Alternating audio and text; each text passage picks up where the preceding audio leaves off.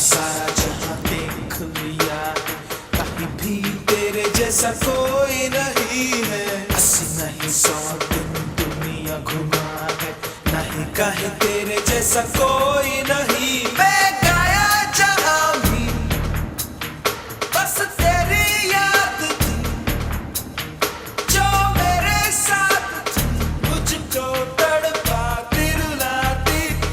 सबसे प्यारी तेरी सूरत, प्यार है बस तेरा प्यार ही। माँ तुझे सलाम, माँ तुझे सलाम, अम्मा तुझे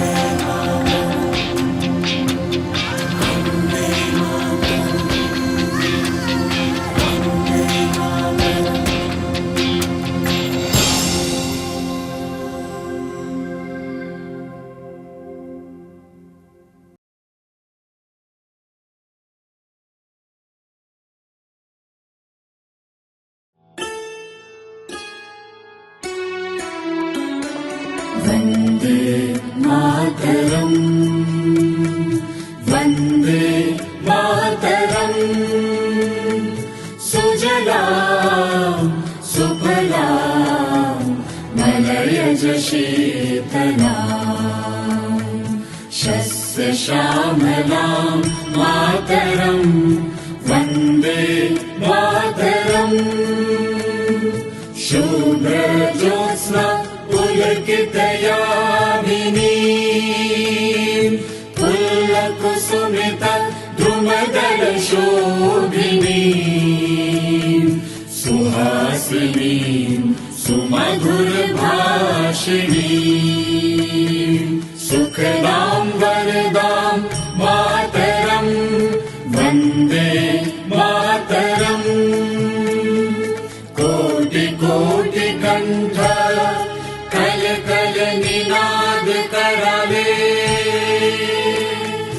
कोटि कोटि भुजय धृत खर करवाले के बोले माँ तुम्ही अबले बाहुबल धारिणी नमामि तारिणी रिपुदल वारिणी मातरं वन्दे मातरम् तुम्हि विद्या तुम्हि धर्म तुम्हि हृदि तुम्हि मर्म त्वं हि प्राणाः शरीरे बाहुते तुम्हि मा शक्ति हृदये तुम्हि मा भक्ति तुम्हारे प्रतिमा गढ़ी मंदिरे मंदिरे वन्दे मातरम्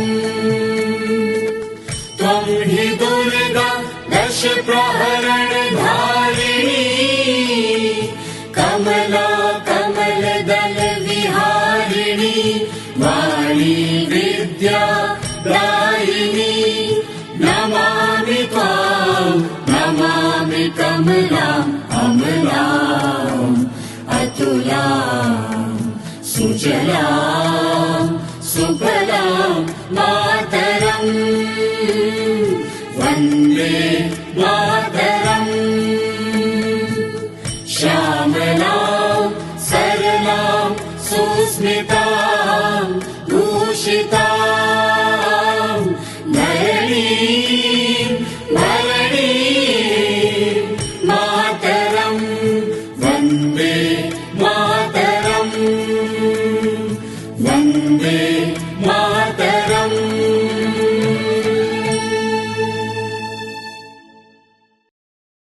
जनगण मन अधिनायक जय हे भारत भाग्य विधाता पंजाब सिंध गुजरात मराठा द्राविड उत्कल बंगा विंध्य हिमाचल यमुना गंगा उच्चल जलधि तरंगा तव शुभ नामे जागे तव शुभ आशीष मागे गाहे तव जय गाथा जन गण मंगलदायक जय हे भारत भाग्य विधाता जय हे जय हे जय हे जय जय जय जय हे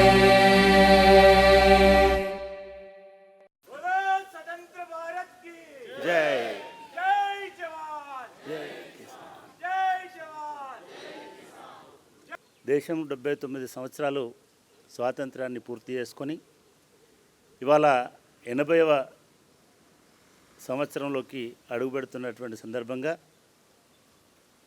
మీ అందరికీ మీతో పాటు మన విద్యార్థులకు మన సమస్త పరివారానికి నేను శుభాకాంక్షలు తెలియజేస్తా ఉన్నాను. స్వాతంత్రం 80 సంవత్సరాలు అనేది చాలా పెద్ద క్యాన్వాస్. నిజానికి 80 సంవత్సరాలు గడిచిపోయిందని అంటే ఎంతోమంది అమరుల త్యాగ ఫలితంగా ఇవాళ మనం ఈ స్వాతంత్ర ఫలాల్ని అనుభవిస్తూ ఉన్నాం. ఈ 80 సంవత్సరాల్లో దేశం మనం ఆశించినంతగా ఎదిగిందా లేదా అనే కంటే ప్రపంచంలో ఒక అగ్రగామి దేశంగా పురోగమిస్తుందనడంలో ఎవరికీ ఎటువంటి సందేహం లేదు.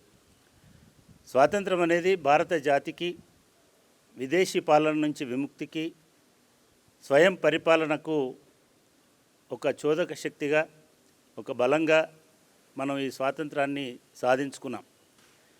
ఇవాళ స్వతంత్ర భారతదేశం అనేక రంగాల్లో, ముఖ్యంగా విద్యారంగంలో ఊహించనంతగా పురోగమించింది. ఒకప్పుడు స్వాతంత్రానికి పూర్వం కొందరికి మాత్రమే అందుబాటులో ఉన్నటువంటి విద్య ఇవాళ ప్రతి ఒక్కరికి అందుబాటులోకి వచ్చేటువంటి విధంగా ఈ దేశం అభివృద్ధి చెందింది. అంతేకాకుండా ఈ 80 సంవత్సరాల్లో doctor B R Ambedkar open university పాత్ర కూడా 45 సంవత్సరాలుగా ఈ దేశ పురోగభివృద్ధికి, విద్యాభివృద్ధికి, ముఖ్యంగా తెలుగు రాష్ట్రాల విద్యార్థులకు చేరువయ్యేందుకు ఈ 45 సంవత్సరాలుగా మనం అనేక రకాలైనటువంటి ప్రయత్నాలు, ఈ ప్రభావం కూడా ఈ రాష్ట్రాల అభివృద్ధి మీద ఉందనడంలో ఎటువంటి సందేహం లేదు. ఇప్పటికీ దాదాపు 25 లక్షల మంది డాక్టర్ బిఆర్ అంబేద్కర్ ఓపెన్ యూనివర్సిటీలో విద్యాభ్యాసాని కోసం జాయిన్ అయినారు. దాదాపు 10 లక్షలకు పైగా తమ అర్హతలని, విద్యా అవకాశాలను మెరుగుపరుచుకున్నారు. తమ జీవితాలను మెరుగైనటువంటి విధంగా మలుచుకున్నారు కూడా. ఈ నేపథ్యంలో మనం ఈ 80వ స్వాతంత్ర దినోత్సవం రోజున, అదేవిధంగా మన 45వ వ్యవస్థాపక దినోత్సవం కూడా త్వరలో రాబోతుంది. ఈ సందర్భంగా మనం ఒక కొత్త దిశలోకి ప్రయాణం చేస్తున్నాం. మీ అందరికీ తెలుసు, యూజీసీ ఈ మధ్యనే మనకి ఆన్లైన్ ప్రోగ్రామ్స్ స్టార్ట్ చేసుకోవడానికి అనుమతినిచ్చింది. ఇది దేశంలో అతి తక్కువ విశ్వవిద్యాలయాలు. ఈ మధ్య నిజంగానే ఎవరెవరు ఆన్లైన్లో ఉన్నారు, ముఖ్యంగా పబ్లిక్ యూనివర్సిటీస్ ఎవరున్నారని చూస్తే మనతో నడిచి వచ్చేటువంటి వాళ్ళు చాలా తక్కువగా ఉన్నారు. నిజంగానే మనం ఈ దిశలో తొలి అడుగు వేసినట్టుగా నేను భావిస్తూ ఉన్నాను. 18 ఓపెన్ యూనివర్సిటీలు కానివ్వండి, లేదా మిగతా యూనివర్సిటీలు కానివ్వండి, వీరు ఎవరు కూడా మన స్థాయిలో ఈ రకమైనటువంటి కృషిని చేయలేదనడంలో ఎటువంటి సందేహం లేదు. దానికి నేను ముందుగా మా ఫ్యాకల్టీకి మనస్ఫూర్తిగా అభినందనలు తెలియజేస్తూ ఉన్నాను. మనం చాలా తక్కువ ఫ్యాకల్టీ ఉన్నప్పటికీ, తక్కువ మంది టీచర్లు ఉన్నప్పటికీ నిరంతరం శ్రమించి మనం ఒక రోల్ మోడల్గా, దేశంలోనే ఒక నమూనాగా మనం నిలబడ్డాం. దానికి వారి అందరి కృషి చాలా ఉంది అని నేను చాలా బలంగా నమ్ముతున్నాను. అది రుజువైంది కూడా. మనకు యూజీసీ అడిగినప్పుడు కూడా మీ ఫ్యాకల్టీ బలం ఏమిటి అని అడిగినారు తప్ప మీకున్నటువంటి కెపాసిటీ ఏమిటి అని వాళ్ళు మనల్ని అడగలేదు. అదేవిధంగా నాన్ టీచింగ్ సోదరులు కూడా, ప్రతి ఉద్యోగి కూడా శక్తి వంచన లేకుండా కృషి చేయడం వల్లనే ఇవాళ మనం ఈ స్థాయికి వచ్చినాం. ఇది భవిష్యత్తుని నిర్దేశించేటువంటి ఒక కొత్త ప్రణాళికగా నేను భావిస్తున్నాను. అదేవిధంగా గత ఏడాది కాలంలో ఇదే 15 ఆగస్టు రోజున మనం ఇక్కడి నుంచి ఏదైతే పరికల్పన చేశామో, ఊహ చేశామో అవన్నీ మనం నిజం చేసుకున్నాం. ఒక డిజిటల్ ఎకోసిస్టమ్ని మన రాష్ట్రంలోనే కాదు, దేశంలోనే అత్యంత ప్రతిభావంతమైన, ప్రభావశీలమైనటువంటి ఒక డిజిటల్ ఎకోసిస్టమ్ని మనం ఏర్పాటు చేసుకున్నాం. మనం ఇవాళ చేసినటువంటి ఎల్ఎంఎస్ అనేటువంటిది నాన్ స్వయం ఎల్ఎంఎస్లో, అంటే కేంద్ర ప్రభుత్వం ఏదైతే ఎల్ఎంఎస్ ఇస్తున్నదో దానికి ప్రత్యామ్నాయంగా అంతే బలమైనటువంటి ఎల్ఎంఎస్ని నిర్మించుకోగలిగినాం. దాంతోపాటు అనేక డిజిటల్ ఇనిషియేటివ్స్ను కూడా మనం రూపొందించుకున్నాం. ఇది మన శక్తి. మనం స్వయంగా ఎవరికి బయటి వాళ్ళకి ఇవ్వకుండా మన వాళ్ళ సహకారంతో ఇటువంటి ఒక పటిష్టమైన వ్యవస్థని మనం ఇక్కడ రూపొందించుకున్నాం. ఈ నిజంగానే మనము చెప్పుకోవడం కాకుండా, మీరు ఈ మధ్య కామన్వెల్త్ ఆఫ్ లెర్నింగ్ హ్యాండిల్స్ కనుక చూసినట్టయితే, కామన్వెల్త్ ఆఫ్ లెర్నింగ్ కెనడాలో ఉన్నటువంటి సంస్థ గత ఏడాది నవంబర్ 18న కామన్వెల్త్ ఆఫ్ లెర్నింగ్ ప్రెసిడెంట్ ఇక్కడికి వచ్చినప్పుడు మన యూనివర్సిటీ ఉన్నటువంటి సౌకర్యాలను చూసి నిజంగా ఆయన ఆశ్చర్యపోయినాడు. ఆ రోజు మనం ఒక ఒప్పందం చేసుకున్నాం వాళ్ళతో, డిజిటల్ సపోర్ట్ వాళ్ళ నుంచి తీసుకోవాలని, అదేవిధంగా డిజిటల్ టీచింగ్ లెర్నింగ్ వ్యవస్థల్ని కూడా వాళ్ళ సహకారంతో ఏర్పాటు చేసుకోవాలని. మేము ఈ మధ్య రాష్ట్ర ప్రభుత్వ సహకారంతో, రాష్ట్ర ప్రభుత్వం పంపిన ఒక టీంలో భాగంగా కామన్వెల్త్ ఆఫ్ లెర్నింగ్ వెళ్ళడం జరిగింది. వాంకోవర్ కెనడాలో ఉన్నటువంటి కామన్వెల్త్ ఆఫ్ లెర్నింగ్ వెళ్ళినప్పుడు అక్కడ మనం ఈ ఏడాదిలో సాధించిన విజయాలని ప్రజెంట్ చేసినప్పుడు వాళ్ళు నిజంగానే ఆశ్చర్యపోయినారు. ఆశ్చర్యపోయిన సంగతిని వాళ్ళ ట్విట్టర్ హ్యాండిల్స్లో లేదా మిగతా డిజిటల్ మీడియా హ్యాండిల్స్లో షేర్ చేసుకున్నారు కూడా. చేసుకోవడమే కాకుండా మనకు వెన్నుదన్నుగా ఉండడం కోసం అనేక రకాలైనటువంటి ప్రణాళికల్ని కూడా సిద్ధం చేసినారు. వాటిలో భాగంగా ఖచ్చితంగా doctor B R Ambedkar open university అనేది దేశంలోనే అగ్రగామి విశ్వవిద్యాలయంగా ఓపెన్ యూనివర్సిటీగా నిలబడుతుందనేటువంటి గట్టి విశ్వాసం, నమ్మకం నాకుంది. ఇదంతా మీ సహకారం వల్ల, ఇక్కడ ఉన్నటువంటి అధ్యాపకులు, అధ్యాపకేతర సిబ్బంది కృషి వల్ల వచ్చింది అని నేను మరొకసారి మీ అందరికీ తెలియజేస్తా ఉన్నాను. మిత్రులారా, గత 2 ఏళ్ళుగా మనం అనేక కొత్త ఇనిషియేటివ్స్ని తీసుకొచ్చినాం. నిజానికి మనం ఫస్ట్ తీసుకున్నటువంటి చర్య ఏమిటంటే, ఎవరైతే ఎసెన్షియల్ స్టాఫ్ ఉన్నారో, ఎవరైతే గుడిసెల్లో ఉంటున్నారో వాళ్లకు డబుల్ బెడ్రూమ్ ఇల్లు కట్టాలనేటువంటి నిర్ణయం తీసుకున్నాం. ఇప్పుడు ఆల్మోస్ట్ ఇంకొక 2 నెలల్లో వాటి గృహప్రవేశం కూడా, బహుశా దసరాకి వాళ్ళందరినీ వాళ్ళ గృహప్రవేశం చేయించాలని భావిస్తున్నాం. ఆల్రెడీ స్లాబ్స్ అయిపోయినాయి, ఇంటర్నల్ వర్క్స్ అవుతున్నాయి, మీరందరూ కూడా చూడవచ్చు. అదేవిధంగా మనం ఒక పాత తరహా ఆడియో విజువల్ సిస్టమ్స్లో పనిచేస్తూ ఉన్నాం. దాన్ని ఎలక్ట్రానిక్స్ మీడియా పెట్టుకున్నప్పటికీ కూడా మనం ఆ పూర్తి సామర్థ్యంతో దాన్ని నిర్మించలేకపోతున్నాం. ఇప్పుడు ఒక పూర్తి స్థాయి డిజిటల్ రిసోర్స్ సెంటర్ని, ఏఎంఆర్సీని పటిష్టమైనటువంటి డిజిటల్ ఎకోసిస్టంలో ఏర్పాటు చేసుకుంటున్నాం. దానికి సంబంధించినటువంటి భవనాలు కూడా పూర్తయ్యేటువంటి దశలో, మొదటి అంతస్తు పూర్తయ్యే దశలో, బహుశా 1 ఇయర్లో అది కూడా పూర్తిగా వస్తుంది. మీ అందరికీ మరొక శుభవార్త ఏమిటంటే, రాష్ట్ర ప్రభుత్వం ఈ మధ్యనే మనకు ఒక కొత్త భవనానికి, ఒక 10 కోట్ల రూపాయలతో కొత్త భవనానికి నిధులు మంజూరు చేసింది. నిధులు మంజూరు చేయడమే కాకుండా దాన్ని ఎలా ఖర్చు పెడతారు అనేటువంటి సందర్భం వచ్చినప్పుడు, నిజానికి ఇక్కడికి రాష్ట్ర ప్రభుత్వానికి సంబంధించిన ప్రతినిధులు వచ్చారు. ఒకసారి వాళ్ళు వచ్చినప్పుడు ఈ భవనంలో అడ్మినిస్ట్రేషన్ వెతుక్కోవడానికి వాళ్ళకి 10 నిమిషాలు పట్టిందని చెప్పారు. సో ఏ ప్రభుత్వ సంస్థకైనా లేదా ఏ విశ్వవిద్యాలయానికైనా ఒక ప్రత్యేకమైనటువంటి అడ్మినిస్ట్రేషన్ భవనం ఉండాలి అనేటువంటి సూచన చేసిన మేరకు మనం ఒక ప్రత్యేకమైనటువంటి అడ్మినిస్ట్రేషన్ భవనానికి ఇక్కడ శంకుస్థాపన చేయబోతున్నాం. ఆ డబ్బులతో మనం ఇప్పుడు ఒక కొత్త భవనాన్ని మన అకాడమిక్ బిల్డింగ్ వెనుక వైపున ఎక్కడైతే మనకు పార్క్ వస్తుందో ఆ పార్క్కి ఎదురుగా మనం ఆ భవనాన్ని నిర్మించబోతున్నాం. త్వరలోనే బహుశా మనం 26వ ఆగస్టున మన వ్యవస్థాపక దినోత్సవం జరుపుకుంటాం. 26, 27 తేదీలలో 26 సెలవు దినం వస్తున్నది కాబట్టి ఆ రోజు అక్కడ భూమి పూజ చేసి వర్క్స్ను కూడా ప్రారంభించడానికి సన్నాహాలు చేస్తున్నాం. అదేవిధంగా మీ అందరికీ తెలుసు, ఎవరికైనా సరే ఉద్యోగులే వెన్నెముక కాబట్టి మేము వాళ్ళ సంక్షేమానికి సంబంధించి ఎటువంటి లోటు రాకుండా చూసుకుంటున్నాం. నిన్ననే రాష్ట్ర నాన్ టీచింగ్ విశ్వవిద్యాలయాల నాన్ టీచింగ్ ఉద్యోగులందరూ వచ్చి కలిశారు. వాళ్ళందరూ కూడా మనల్ని అభినందించారు. మనం ఇక్కడ చేపడుతున్నటువంటి చర్యల గురించి వాళ్ళకు కూడా మన మద్దతు కావాలని కోరినాం. ఖచ్చితంగా వాళ్ళకు మనం సంపూర్ణంగా మద్దతు తెలియజేస్తామని ఈ సందర్భంగా తెలియజేస్తూ, మనం రాబోయే కాలంలో కూడా ఈ కృషిని కొనసాగించాలని అనుకుంటున్నాను. ఇప్పటి వరకు మనం ఆంధ్రానా తెలంగాణనా అనేటువంటి డైలమాలో ఉన్నాం. కానీ నేను ఇవాళ సగర్వంగా చెప్పగలను, మనం ఇవాళ గ్లోబల్ యూనివర్సిటీ. ఆన్లైన్ వచ్చిన తర్వాత మనకు ఎటువంటి సరిహద్దులు లేవు. ఈ ఆన్లైన్లో మనకు ప్రపంచంలో ఎక్కడి నుంచైనా విద్యార్థులు చేరే అవకాశం ఉంటుంది. ఇప్పుడు మనకు బీకామ్, అదేవిధంగా ఎంకామ్ కోర్సులు వాళ్ళు ఆమోదించినారు. ఇవాళనే మనం మళ్ళీ అప్పీల్కి వెళ్తున్నాం. ఖచ్చితంగా BA, MBA కోర్సులను కూడా తీసుకురావాలనేటువంటి ప్రయత్నం చేస్తున్నాం. వచ్చే డిసెంబర్ నాటికి పూర్తి స్థాయి ఆన్లైన్ కోర్సెస్ అన్నిటిని కూడా, అన్ని మెయిన్ స్ట్రీమ్ కోర్సులన్నింటినీ కూడా ఆన్లైన్కి తీసుకెళ్ళడానికి ప్రయత్నం చేస్తున్నాం. దీనివల్ల మనం ఒక చిన్న స్థాయి నుంచి, ఒక రాష్ట్ర స్థాయి నుంచి ఇవాళ అంతర్జాతీయ స్థాయి దాకా ఎదిగేటువంటి అవకాశం ఉంది. కాబట్టి మనందరము ఇదే పద్ధతిలో డెడికేట్ అయి ముందుకు సాగాలని ఆకాంక్షిస్తూ, ప్రజాస్వామ్యంలో, ముఖ్యంగా భారతదేశ ప్రజాస్వామ్యంలో ఉన్నటువంటి గొప్ప గుణం ఏమిటంటే, ఎప్పటికప్పుడు సంక్షోభాలు, సవాళ్ళు ఎదురవుతున్నప్పటికీ కూడా అప్పటికప్పుడు మళ్ళీ దాన్ని సవరించుకుంటూ ముందుకెళ్ళడమే అనేటువంటిది జరుగుతుంటుంది. అది ఎవరికైనా వర్తిస్తుంది.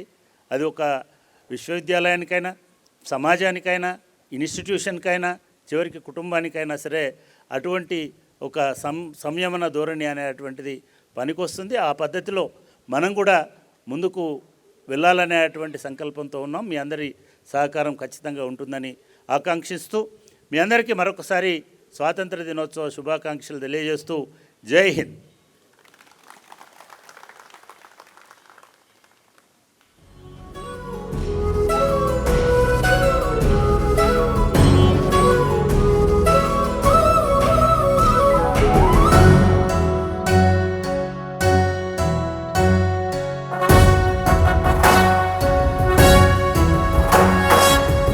జయ హే తెలంగాణ జననీ జయ కేతనం, ముక్కోటి గొంతుకలు ఒక్కటైన చేతనం, తరతరాల చరిత గల తల్లి నీరాజనం, పద పదాన నీ పిల్లలు ప్రణమిల్లిన శుభ తరుణం. జయ తెలంగాణ జయ జయ తెలంగాణ, జయ తెలంగాణ జయ జయ తెలంగాణ.